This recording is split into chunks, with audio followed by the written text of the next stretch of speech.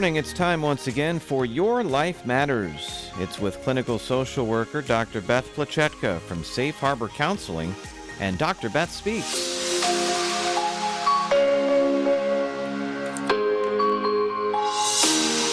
Dr. Beth is with us again via the phone lines. Doctor, good morning. How are you? I'm good, Mike. How are you doing today? Doing well, as our listeners hopefully enjoyed last week's kind of introductory show on a 3-part series on relationships, and we're focusing on that here with our second installment. We're closing in on Valentine's Day, so relationships, I guess, even though, as you mentioned last week, it's a year-long thing that you have to put time and effort in, of course, all the time, but we get a little more focus on it this time of year, don't we? We definitely do. You know, it's all over the stores, and it reminds us that we should pay attention to the people, whether it's our partners or our children or our siblings or our coworkers, whomever. We need to pay attention to the people who are in our lives. So this week, I'm going to mention, has anybody seen, it's a very old movie, it was called Falling in Love. It was two couples, but not married to each other, a man and a woman who rode the train every day to work. They ended up falling in love with each other and leaving their partners. And at the end of the movie, I remember thinking, that's so uncomfortable. What was wrong with that? And what I realized was they were good at falling in love, not in making a commitment.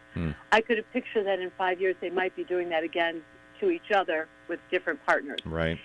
And so that's why it's so important to keep in mind what kinds of challenges we face when we are in a relationship. This week we're talking about accountability, independence, and decision-making styles. Nothing starts a fight quicker or a disagreement quicker than accountability. Do we do what we say we'll do? You know, so like if I say I'll bring home the milk on the way home from work, and do I or don't I? And if I don't, is there a reason? Was there communication? You know, if I say I'm going to make this plan or I'm going to complete this task, other people in our relationship count on that, and they organize their lives around it. And so that sense of disappointment or not being able to complete what they're supposed to complete often causes an issue. So when our word is an agreement and we need to honor it, or we need to acknowledge that something has changed and we're not going to be able to do that, and that's where we want to think about that communication. We also sometimes have to be held accountable. You know, somebody says, I thought you were going to get gas today, in the car. Well, if I didn't, I have to own, oh my gosh, I forgot, I can go do it now, or make another arrangement, rather than become defensive, which is our normal thing. The next one is independence.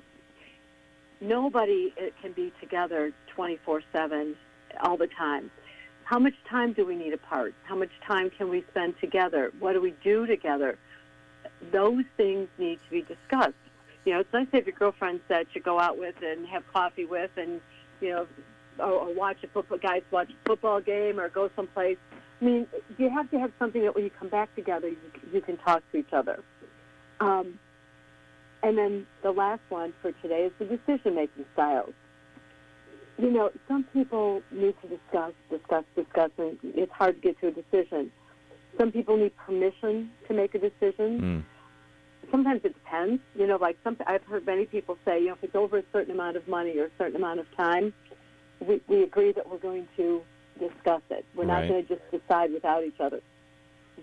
You can imagine what that would be like, can't you, Mike? Yeah. Some problems there, I'm sure. Well, and here's the thing. We always find out, when there is a problem, and then we have to go back to that accountability. Knowing that these are things that can get in the way, we want to, whenever possible, get to the point of talking about those things. If we're going to buy a car, how are we going to decide? Those kinds of things. There's so many things that go into relationships. It's not as easy as the movies. Not at all. The falling in love part, I probably can be attracted to anybody, but the staying committed for a long time, which is really the blessing, is hard. As you mentioned, there's all kinds of hidden behaviors and attitudes, and that's what we're trying to do with these parts, is kind of uncover these and shed some light on them so things can be even stronger in a relationship. Exactly, because the goal is a long-term commitment to raise our families and grow old together. You can find out so much more information about this topic or any of the topics we've discussed online at safeharboril.com. You can listen back to old shows. You can get more resources and find out a whole lot more. You can call Safe Harbor Counseling, 630-466-8657. And you can also go to the Safe Harbor or Dr. Beth Facebook pages and get more information there as well. We'll see you next week with another installment of Your Life Matters on WSPY.